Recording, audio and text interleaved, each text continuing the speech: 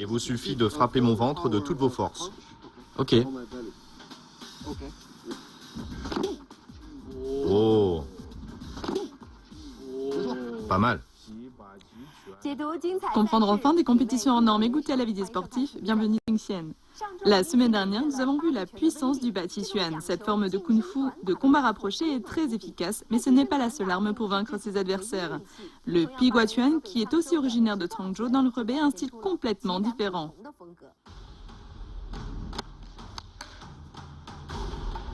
Le Piguatuan est un art martial traditionnel qui se caractérise par la recherche des attaques à distance. Il y a les coups tranchés, les mouvements de suspension ainsi que le maniement des armes blanches et du bâton. Je suis Pavel Pelotelov, passionné de boxe, je viens d'arriver en Chine. Je suis Gentilong, je pratique les arts martiaux depuis 20 ans. Je suis Yanfei, journaliste, je n'y connais rien en arts martiaux. Les trois hommes partent à la recherche du vrai Piguatuan.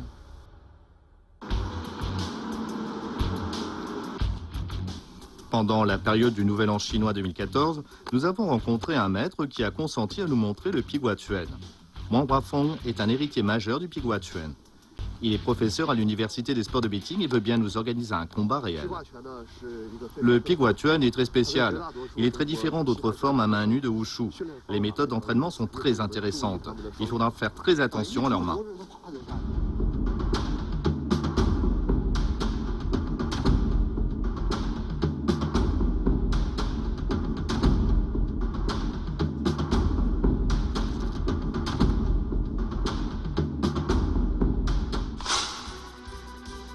Pavel a 20 ans, il est fort en boxe, il mesure 1,83 m et pèse 78 kg.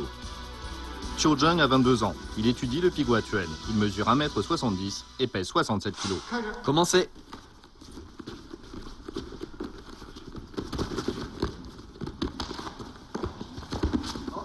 Bien, stop.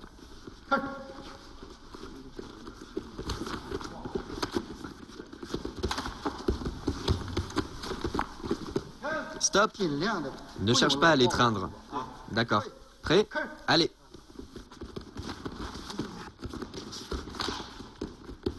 Stop.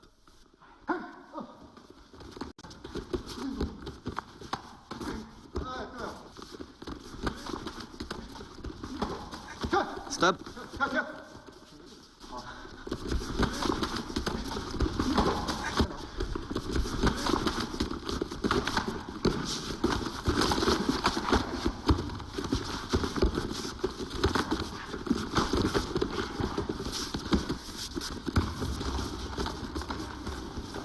Stop. Pendant le combat réel, Qiu Zheng a fait l'attaque de la paume qui repousse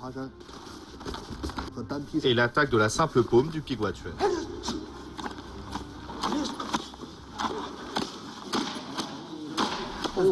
Je viens de voir que les mains des étudiants deviennent rouges pendant l'entraînement. Peuvent-ils lancer une attaque plus puissante quand leurs mains sont gonflées? C'est l'effet recherché. Les mains sont plus lourdes après l'entraînement. Pourquoi leurs mains gonflent? C'est parce que le sang afflue dans le dos de la main. L'attaque sera ainsi plus puissante. Si votre sang circule bien, vous pouvez lancer de puissantes attaques. Le bras est comme un fouet et le poing comme un marteau. Ceux qui étudient le Piguatuan doivent voir leur corps comme une arme. Ils doivent manier cette arme à l'aide des hanches et des épaules.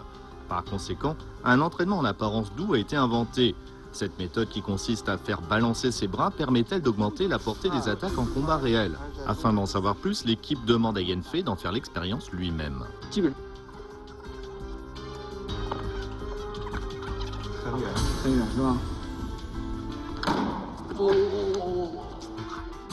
La règle est de garder une distance de bras durant l'attaque. Par exemple, Pavel n'a pas le droit d'avancer comme il le fait habituellement. Non, non, non. Tu enfreins la règle. C'est beaucoup moins fort. J'ai presque rien senti. Comme Pavel est entravé dans ses mouvements, sa frappe est moins puissante. C'est au tour de Qiu Zheng. Là aussi, la longueur est d'une allonge. Vas-y. Ah. Ça, c'est puissant. Je crois que j'aurais dû me tenir un peu plus loin. Tu pouvais juste me toucher, n'est-ce pas? Oui. Tu n'as pas changé de position? Non. Tu peux me frapper en profondeur. On est entraîné à lancer ce genre d'attaque, on peut efficacement faire sortir la force. Essaye. C'est pareil. Vraiment pareil. Essaye encore une fois, montre. C'est presque pareil.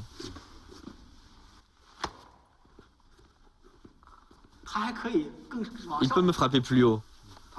Il peut encore ajuster le point d'attaque. Oui, tout à fait. La différence est visible, mais on peut toujours contester le résultat car Pavel et Tianjin n'avaient pas le même degré d'inclinaison.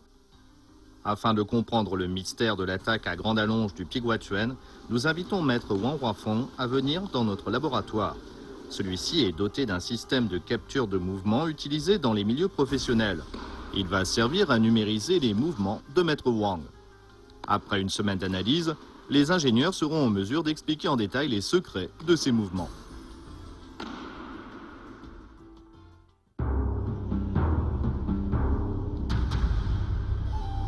En attendant les résultats, nous allons à Zhangzhou dans le Hebei. C'est le berceau du Piguatuen. Selon les recherches, le Piguatuen était très populaire parmi les gens du peuple autour du XVe siècle. Suite aux améliorations apportées par les maîtres Guo Changshang et Ma Yingtu, le Piguatuen devient un style élaboré, étudié et très pratiqué pendant la première partie du XXe siècle. Nous rendons visite à maître Wang Zherai pour en savoir plus sur cet art martial qui s'est perfectionné et transmis jusqu'à nos jours.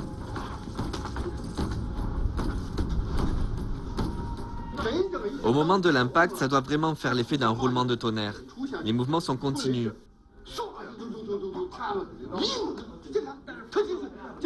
Avec cette main, on donne un coup rapide.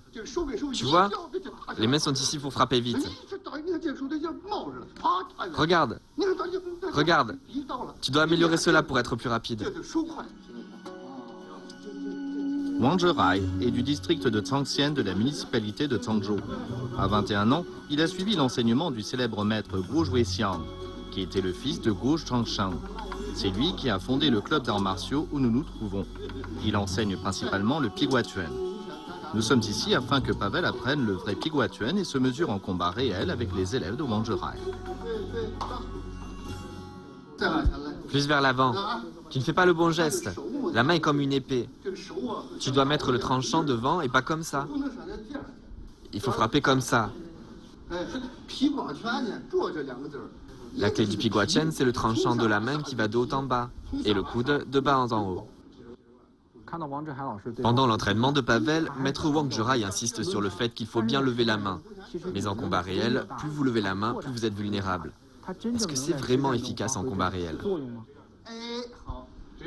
Bien, ça te convient bien d'attaquer par le haut. Parce que tes bras sont longs et que tu as de grandes mains.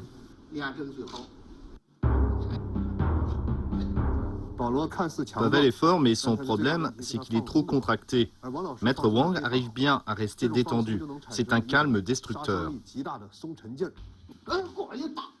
Je frappe, pas cette main. En faisant ça, tu ne peux pas résister. Il y a une force, tu vois? C'est inconfortable. Tendu, ça ne marche pas. Tourne comme ça. Frappons-nous les bras. Tu vois? Tes bras sont plus gros que les miens. On y va. Tu vois? Regarde. Regarde. Regarde. Regarde.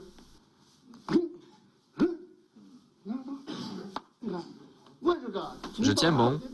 Voyez, il n'en peut plus.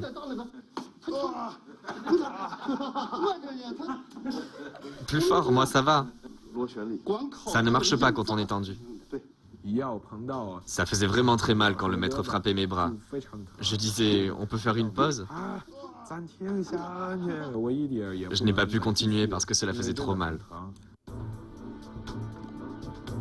Frapper lourdement avec des mouvements ascendants et descendants, augmenter son allonge et attaquer à distance, voilà ce que l'on recherche en Piguatuen. Cela demande une grande souplesse. Après plusieurs jours d'entraînement, le robuste Pavel maîtrisera-t-il cet art au mouvement doux en apparence?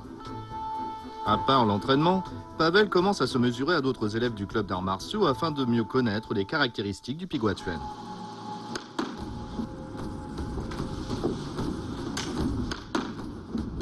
Protège ta tête.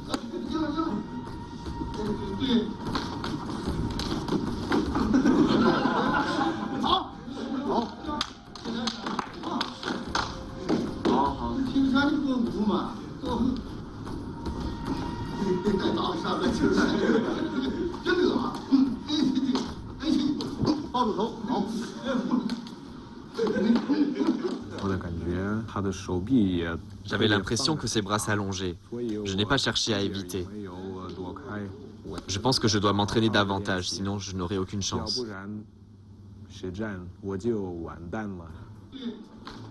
Bien que Pavel ne puisse pas résister aux attaques enchaînées de son adversaire, un doute m'envahit durant le combat. Les mouvements puissants comme les attaques latérales et le balancement des bras demandent aux apprenants de lancer leurs poings. Ces mouvements amples ne comportent-ils pas des points faibles? C'est bien d'attaquer à distance, mais tu ne peux pas faire ce mouvement quand l'adversaire est près de toi. Tu vois, ce mouvement est très utile, mais il est trop lent. Alors je coupe, puis donne un coup latéral. C'est comme tirer deux balles en même temps, vous ne trouvez pas? Comme ça ne marche pas. Il faut les deux mouvements. Une fois, mon maître nous a dit de ne pas attaquer. Regarde, si tu utilises ta main, je réponds en la frappant. J'attaquerai toujours là, ainsi que sur tes articulations. Tu vois, je frappe ton poignet. Tu ne peux plus rendre le coup, tu as perdu. Dans ses écrits, le général patriote Titi Guang fait l'éloge du Piguatuan pour sa rapidité, son efficacité et son adaptabilité. Mais celui qui ne maîtrise pas la circulation de la force risque d'échouer dans son apprentissage. Mais comment fait-on circuler la force en Piguatuan? En Piguatuan, la force circule à la manière d'un treuil, qui fonctionne avec une poulie. Qu'est-ce qu'un treuil? Vous êtes trop jeune pour savoir ça. On avait l'habitude de puiser l'eau du puits avec un seau. Après l'avoir vidé et rejeté, la poulie tournait. C'est cette force qu'il nous faut. Par conséquent, les bras sont comme le treuil. Ce n'est pas grave si le boxeur manque sa cible, du moment qu'il puisse la blesser s'il la touche. Les arts martiaux sont populaires à Zhongzhou depuis les temps anciens.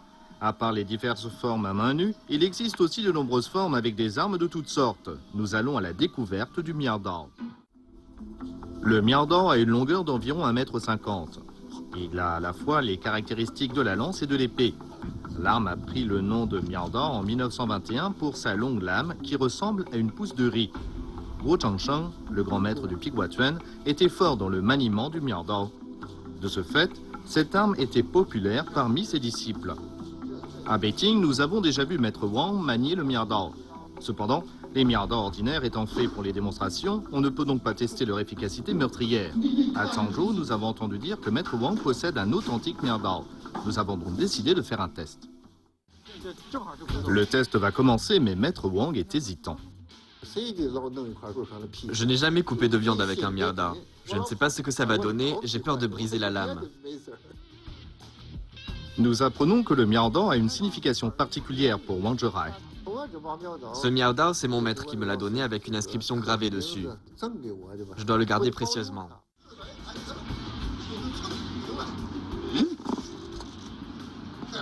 Encore?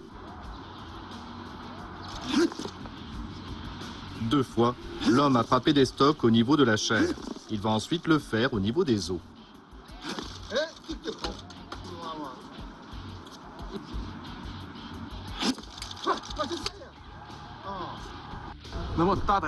Si c'était un homme, il serait mort. Rien ne pourrait le sauver. Maître Wang, comment s'appelle ce mouvement? Pousser et piquer. Pousser et piquer. Il y a un mouvement défensif lors de l'utilisation du mirdao. Par exemple, pour frapper d'autres armes. Oui, par exemple, si mon adversaire veut me frapper des stocks, je réponds comme ça. Pourquoi? Parce qu'en faisant pivoter la lame, j'écarte son arme et je le frappe. Ensuite, je retire le mirdor de cette manière. Regardez ces entailles. Elles sont irrégulières et en T. Oui, en forme de T. Regardez le mirdor. Vous savez à quoi sert la rainure de la lame? La rainure? C'est pour faire entrer de l'air quand on perfore. Sans elle, ce serait difficile de retirer le mirdor. Oui, ça resterait bloqué. Ça veut dire que cette arme est faite pour tuer. On vient de voir la frappe d'estoc. Peut-on voir la frappe de taille? Oui. On peut essayer? Vas-y, jeune homme.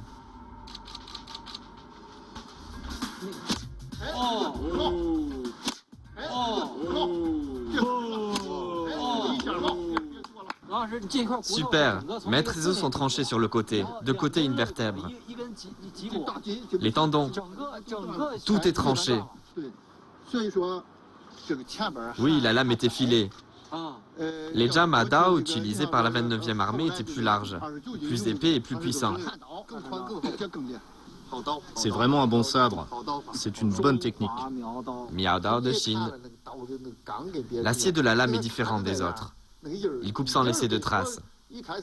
Au début, j'étais réticent parce que j'avais peur de briser la lame, étant donné qu'un morceau de viande accroché, ce n'est pas comme un morceau de viande posé à plat. Quand on le frappe, il bouge, mais il s'est coupé avant cela. Après avoir constaté la puissance du mirdor, Pavel commence son entraînement. Chanti, Long et Yenfei rentrent à Beijing. Là-bas, on procède à l'analyse des mouvements exécutés par Maître Wang. Comment le Piguatuen permet-il de frapper à grande distance? Nous allons bientôt le savoir. Ce sont les données sur le Piguatuen, n'est-ce pas? Oui. Y a-t-il des éléments intéressants? On voit que les épaules s'étirent sur une longue distance. La distance normale est de 362 mm. Quand il étire ses épaules, la distance est de 408 mm. Un espace près de 5 cm. C'est ça. Les épaules peuvent-elles être assez souples pour créer un espace de 5 cm?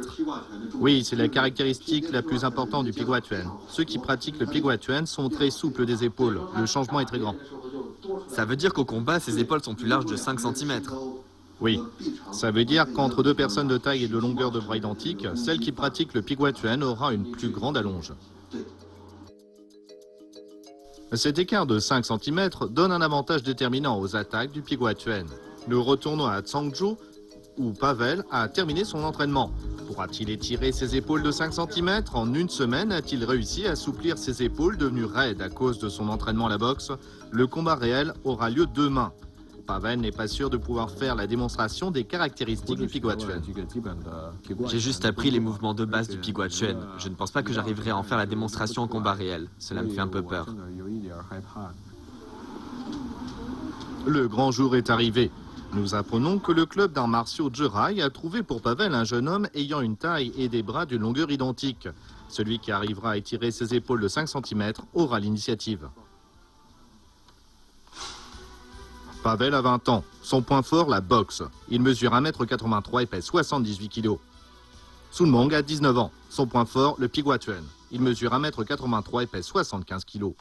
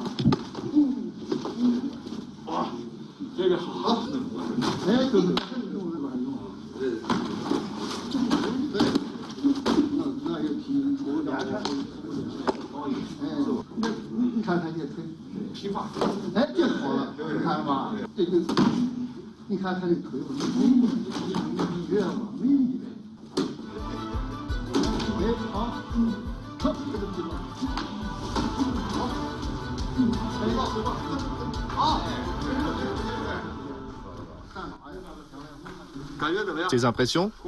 Je n'ai jamais été aussi fatigué. Tu t'es bien débrouillé, tu as fait la démonstration de nombreux mouvements de Piguachuan. Oui, tu ne t'es pas entraîné en vain. T'as fait du bon boulot, repose-toi. Merci. Merci. C'est le combat réel qui me satisfait le plus. Tout le monde est content, j'ai utilisé tous les mouvements. Pavel a fait l'expérience du Piguachuan à Changzhou. Notre équipe pensait que leur périple s'arrêterait là. C'est alors qu'une nouvelle de Lanzhou dans le Gansu leur est parvenue. Un maître de légende a invité l'équipe voir le Piguachuan sous un autre jour.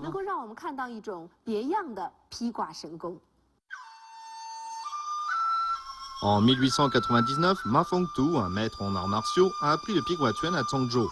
Il a ensuite enseigné le Piguachuan à son jeune frère Ma Yingtu. En 1926, il s'est installé dans le Gansu. Après la libération, les 4 fils de Ma Fengtu ont perfectionné le Tong Bei Chuan sur la base des théories que leur père leur avait transmises. À partir de là, le Piguachuan, élément important du Tong Bei Chuan, s'est répandu dans la région du Nord-Ouest. Les 4 frères sont surnommés les 4 héros de la famille Ma. Notre expérience du vrai Kung Fu n'est pas encore terminée. La 3e étape de notre voyage est Lanzhou, dans le Gansu.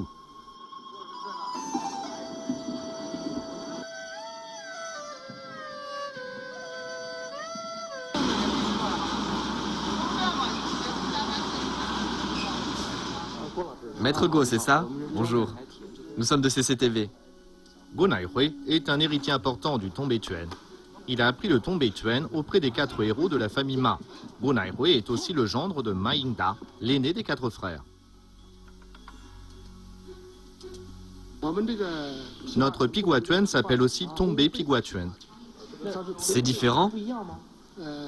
Les techniques sont presque les mêmes, mais la force est différente. En d'autres termes, c'est une autre forme de Piguachuan. Disons que c'est une branche du Piguachuan. Ah, d'accord. Le Tong Bei Chuan inclut le Piguachuan, le Bati Chuan, le Fanzi Chuan, le Chou Tiao et le maniement des armes du Nord-Ouest. Les techniques de base du Piguachuan du Nord-Ouest se décomposent en 12 mouvements. Les mouvements sont rapides et violents, avec une grande force.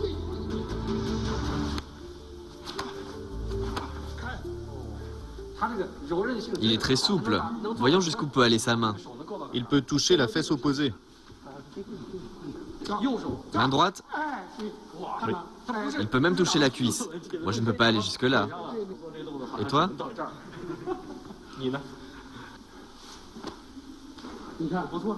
Vous voyez, pas mal. Je vais te montrer quelque chose. Pourquoi est-ce qu'il faut refermer après? Parce que si on ne le fait pas, on prend un coup ici. Il faut se protéger. Bien sûr. Le Tong Bei Piguachuan est une bonne combinaison du Bai Chi Chuan et du Piguachuan. Les mouvements de jambes viennent d'une boxe que l'on faisait dans les années 1970 et 80. Frappe. Frappe. Frappe. Frappe. Frappe. Frappe. Frappe. Frappe. On dirait que tu as du mal à suivre. Maître Go a un jeu de jambes rapide. Maître Go, vous savez bien allier la boxe aux arts martiaux traditionnels en combat réel. Pouvez-vous lui enseigner des techniques? C'est facile à apprendre? C'est possible. Prenez le coup de poing direct, par exemple. Je peux tout de suite donner un coup tranchant. Est-ce que ce mouvement enfreint les règles? On peut faire des swings en compétition. Regardez, je peux le frapper ainsi s'il fait comme ça. Vous voyez? Quand il m'attaque, je peux faire ça.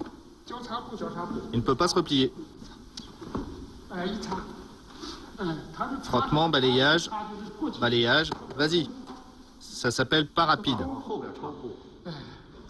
Pas rapide de l'arrière. Et ça s'appelle le pas balancé dans la famille Ma. Ça sert à quoi? Oh, c'est pratique pour lever le pied. On peut utiliser les 2 pieds? On retire le pied immédiatement après le coup. Cette méthode est très scientifique. Si on est plus petit que son adversaire, on peut utiliser cette technique de pied pour réduire la distance d'attaque. Après avoir frappé, on se remet dans la position initiale. À la fin, ce pied retrouve sa position initiale après le coup pour créer de la distance. L'adversaire ne peut pas vous attaquer avec une telle distance. On appelle ça le balancier, comme le balancier d'une pendule. Saut avec changement d'appui. Vous voyez, avec cette technique, on piétine ici. Le centre de gravité est devant.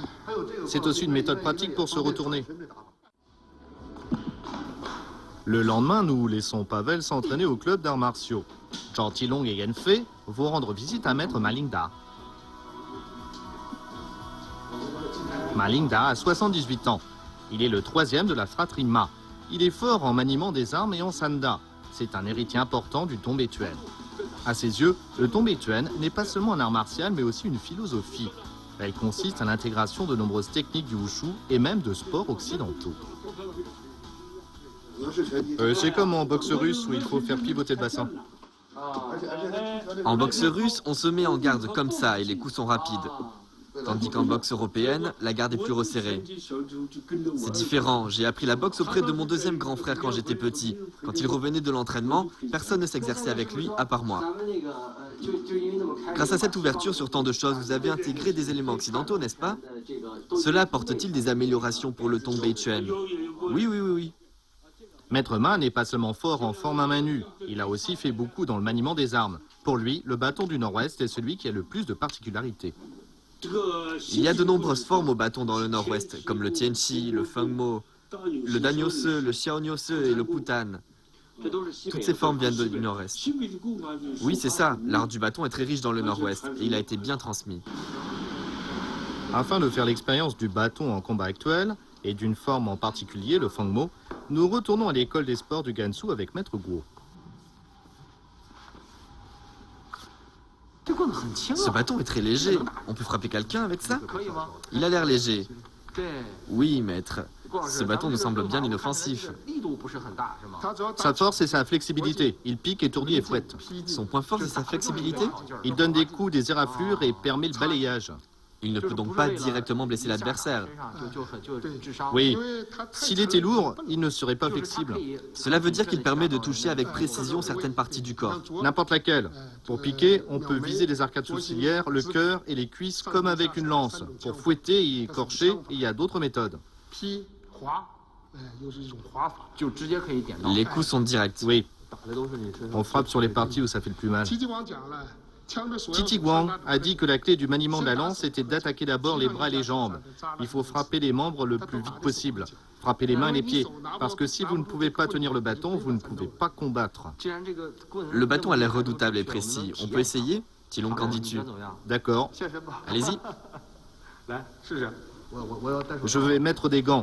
Les parties les plus vulnérables sont visées. Comme les parties vulnérables peuvent être touchées, l'équipe a demandé à Zhao Tilong et Maître Guo de prendre des précautions pour faire la démonstration de cette forme de bâton. Vous voyez, ma main était visée. Oui. Si j'essaye de le saisir, il me donne un coup à la main. Regardez, c'est le dragon qui remue la queue. Cette fois-ci, j'ai reçu un coup. Je l'ai encore frappé la main. C'est toujours la main? Vous voulez lui enlever son arme? Titi Guang a dit que la clé du maniement de la lance était d'attaquer d'abord les bras et les jambes. On utilise la lance comme ça, vous voyez. S'il pique avec sa lance, je me défends rapidement. Toujours la main. Oui, attaquer d'abord les mains et les pieds, c'est la clé du maniement de la lance. Plus c'est rapide, mieux c'est. Je pense qu'ils peuvent effectuer ce mouvement pendant une attaque. C'est comme déployer un drapeau. Pas la peine de trop forcer. C'est dangereux, hein. Ça valait le coup de mettre des gants. Oh oui. Même s'il est léger, un bâton peut faire beaucoup de dégâts. Oui. Il ne me reste plus qu'à faire ça. Je me rends. Les maîtres Ma Lingda et Guo Narui continuent de transmettre leur savoir dans le Gansu.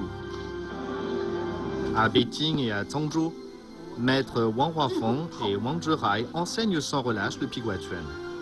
Grâce aux efforts de plusieurs générations de maîtres, l'ancien et mystérieux Piguatuen est toujours plein de vitalité, que ce soit à l'Université des sports de Beijing ou bien dans les clubs d'arts martiaux du Nord et du Nord-Ouest de la Chine.